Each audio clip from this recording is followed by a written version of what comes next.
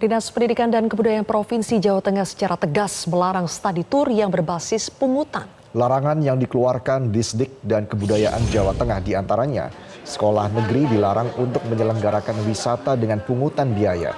Selain itu, karya wisata yang diselenggarakan satuan pendidikan dilarang karena berpotensi praktek penyimpangan dalam penggunaan anggaran serta banyaknya peristiwa kecelakaan yang menimpa bus pariwisata.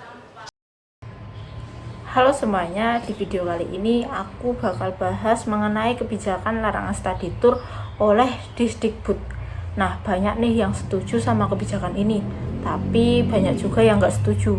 Kalau aku sendiri sih kurang setuju ya, tapi bukan berarti aku setuju sama study tour yang mahal-mahal itu.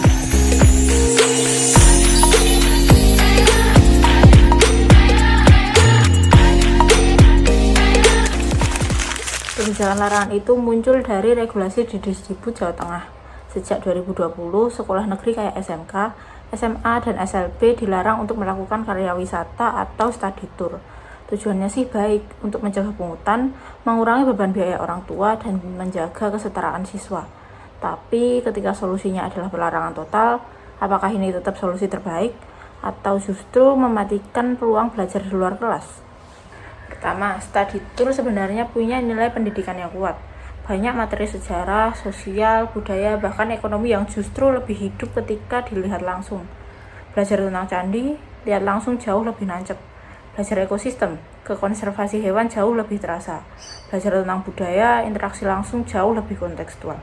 Melarang total sama aja seperti menutup salah satu metode pembelajaran yang sudah terbukti membuat siswa lebih paham. Masalahnya bukan di study tournya, tapi di pengelolaannya. Yang kedua adalah soal biaya. Hal ini sering jadi alasan terkuat. Tapi apakah semua sekolah harus study tour jauh sampai keluar provinsi? Kan bisa diatur dengan study tour lokal yang murah, batasan biaya yang jelas, dan juga program subsidi silang yang transparan. Jadi bukan dilarang, tapi diatur. Karena kalau semua dilarang, sekolah-sekolah dengan program bagus dan murah juga ikut kena imbasnya.